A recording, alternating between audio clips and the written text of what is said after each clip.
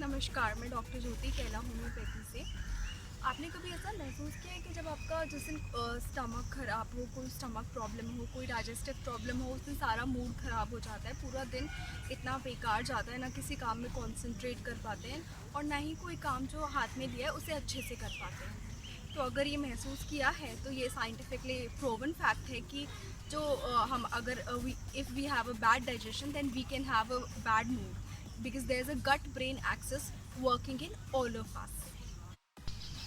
बहुत सारे बायोकेमिकल और फिज़िकल प्रोसेसेस जो होते हैं हमारे गट में वो ब्रेन को इफ़ेक्ट करते हैं। और गट ब्रेन एक्सेस में क्या होता है, जो स्टमक में न्यूरॉन्स है, जो डाइजेस्टिव सिस्टम में न्यूरॉन्स है, वो नर्वस सिस्टम के थ्रू ब्रेन से कनेक्टेड होते हैं।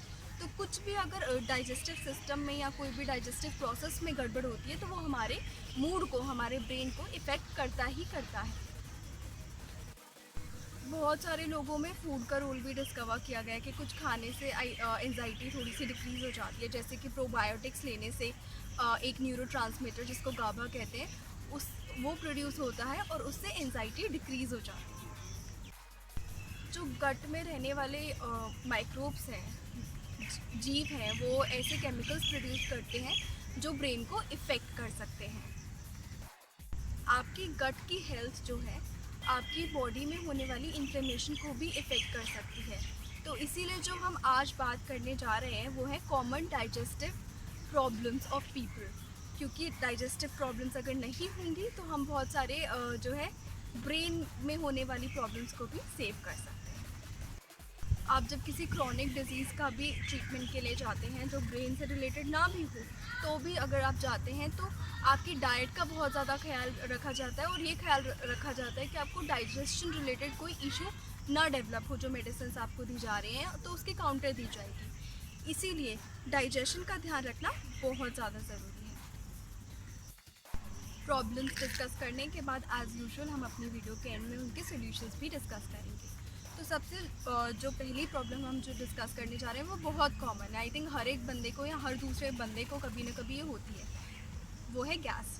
थोड़ी सी गैस होना नॉर्मल है डाइजेस्टिव सिस्टम में, क्योंकि खाना जो है डाइजेस्ट होता है, फर्मेंट होता है लार्ज इंटेस्टाइन में।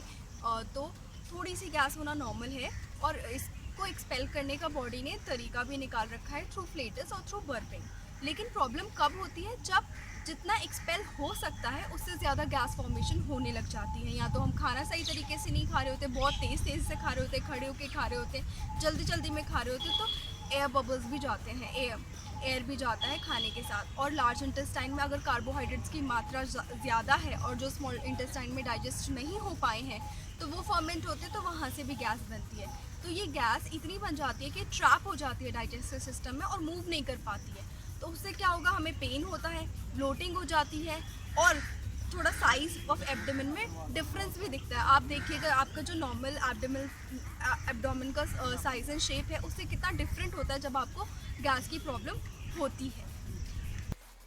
खाने में शुगर ज़्यादा कंज्यूम करने से या ऐसा कोई खाना जो पर्टिकुलर सीज़न में ज़्यादा गैस बनाता है उससे भी ये प्रॉब्लम ज़्यादा हो जाती है। और आप फील करेंगे कि फीलिंग ऑफ फुलनेस भी रहती है, आपको कुछ खाने का मन नहीं करेगा।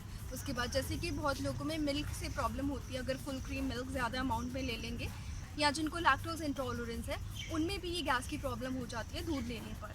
तो पर्टिकुलर फूड से भी रिलेटेड हो सकता है या फिर इन जनरल हमारे खाने की हैबिट से, या फिर हम कई बार ओवर ईट कर लेते हैं या कई बार मील स्किप कर लेते हैं, तो उससे भी ये रिलेटेड हो सकता है। जो नेक्स्ट प्रॉब्लम है वो भी काफ़ी कॉमन है और उसका नाम है हार्ट बर्न। हार्ट बर्न में क्या होता है, एक बर्निंग सेंसेशन होती है अपर एब्डोमेन में, मिड चेस्ट में। और ये बर्निंग सेंसेशन जो है थ्रोट तक रेडिएट कर सकती है, जो है अपने आर्म्स तक थोड़ी बहुत रेडिएट कर सकती है। और इसके साथ साथ इसमें पेन भी हो सकता है काफ़ी लोगों में। हार्टबर्न यूजुअली इसीलिए होता है कि जब हमारा गैस्ट्रिक एसिड यानी स्टमक में होने वाला एसिड वापस आता है हमारे फूड पाइप या ईसोफेगस में। ये गैस्ट्रो ईसोफेजियल डिजीज़ का भी बहुत कॉमन सिम्टम है, जिसमें स्टमक का एसिड या गैस्ट्रिक एसिड वापस आके ईसोफेगस में इन्फ्लेमेशन कॉज कर देता है। तो इन्फ्लेमेशन कॉज करेगा तो बाकी उससे एसोसिएटेड प्रॉब्लम्स और बढ़ जाती हैं। हार्ट बर्न के जो रिस्क फैक्टर्स हैं वो हैं कि एसिड जो है ज़्यादा मात्रा में प्रोड्यूस हो रहा है स्टमक में, या फिर ऐसे कोई स्ट्रक्चरल डिसऑर्डर्स हैं हमारे फूड पाइप या ईसोफेगस में जो उसको वापस आने को परमिट कर रहे हैं। और इसके साथ साथ अगर हमारा वेट बढ़ा हुआ है, हम ओबीस हैं, तो वो भी एक एसिडिटी और हार्ट बर्न का बड़ा कारण बन जाता है। Next in the list is indigestion or dyspepsia. When our stomach is upset, it is actually usually known as indigestion or dyspepsia. इसमें क्या होता है, इसमें ज़्यादातर अपर एब्डोमेन में डिस्कम्फर्ट जो है फील होता है इंसान को।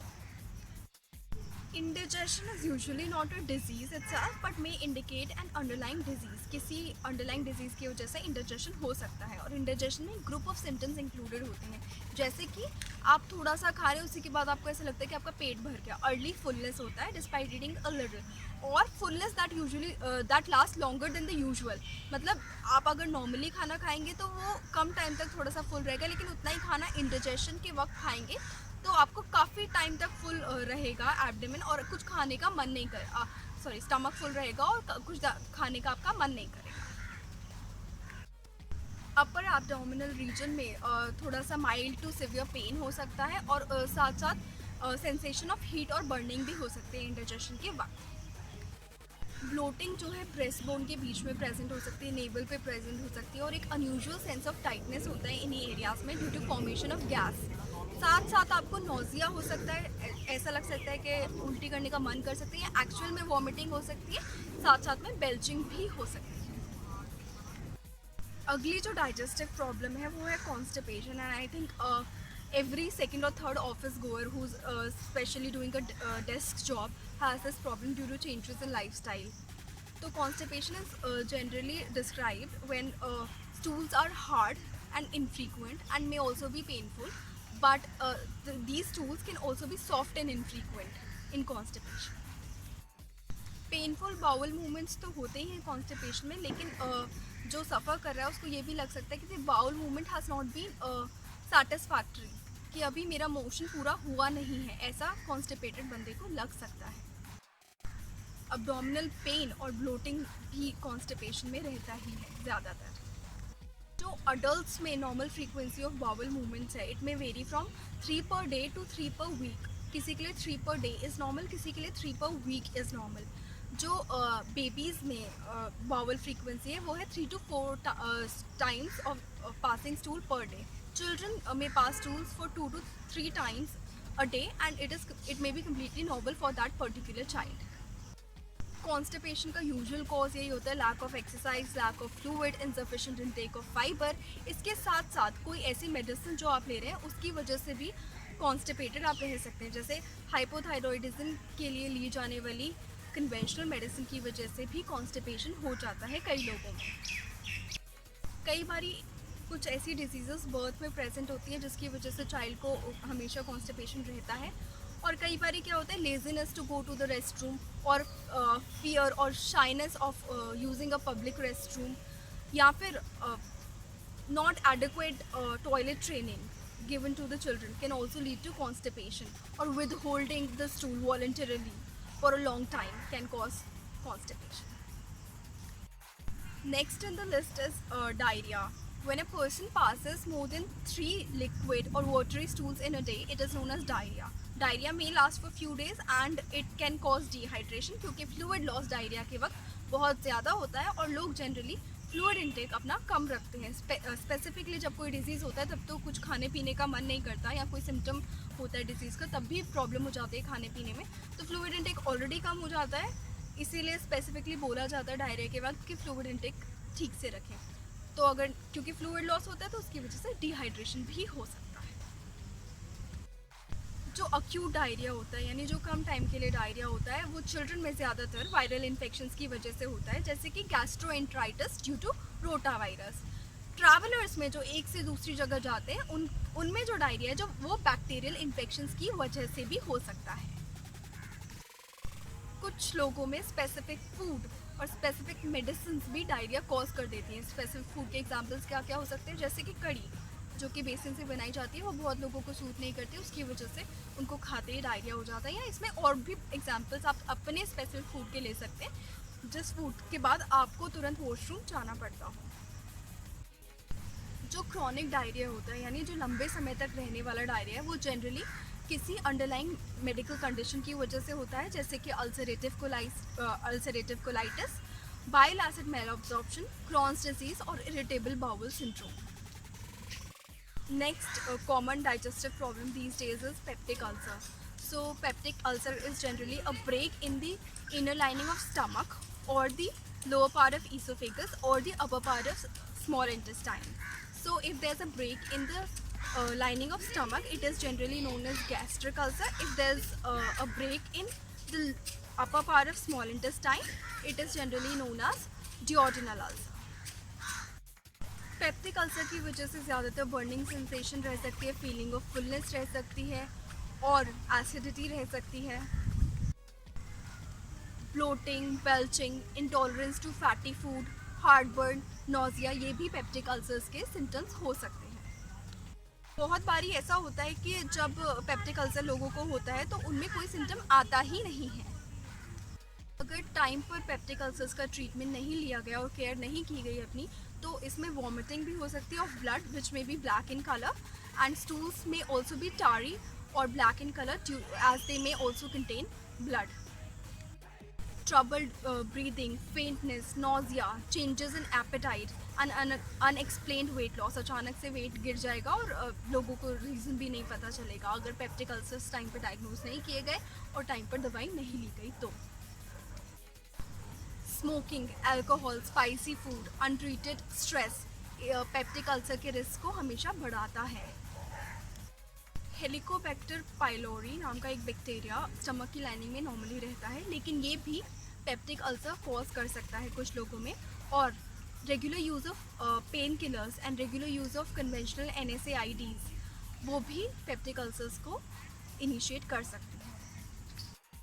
Now that we have discussed the common problems of digestion or common problems in digestion, let us now move towards the solutions or the practices or the habits which we can form to limit these digestive problems.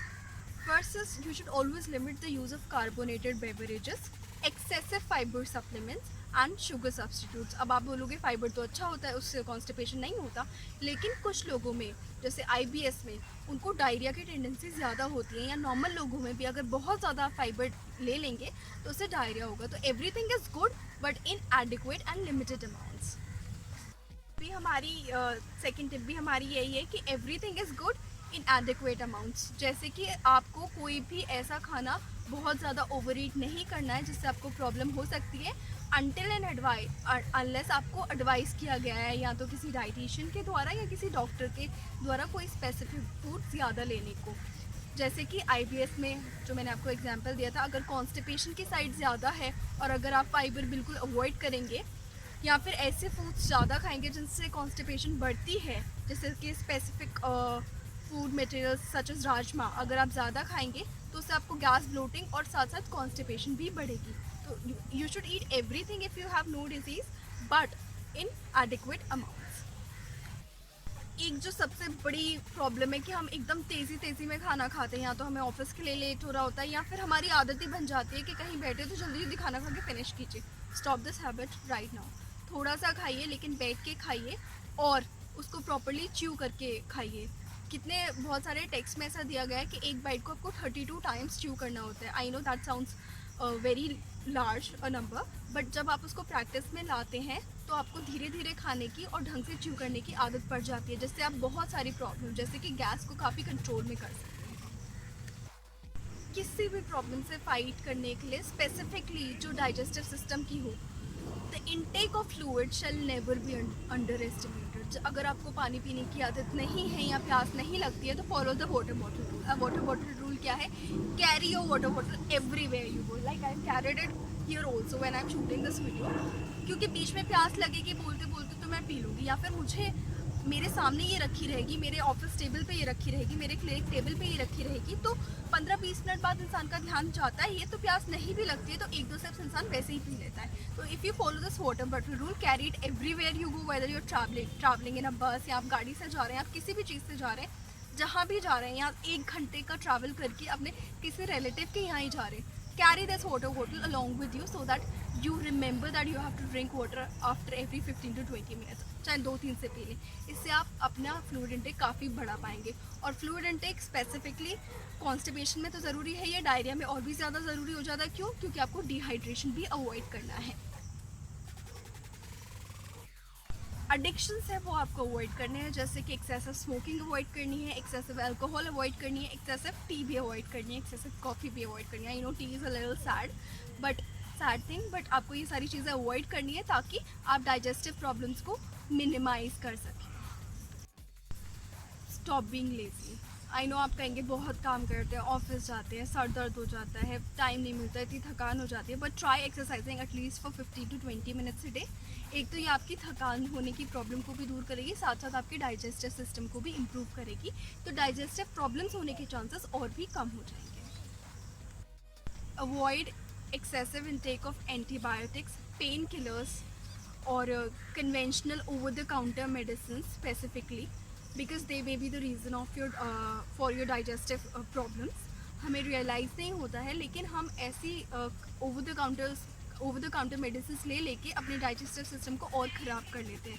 If you have any problem and if you want to take allopathic medicine, please go to an allopathic doctor and get it prescribe, because every medicine has a certain course that needs to be followed.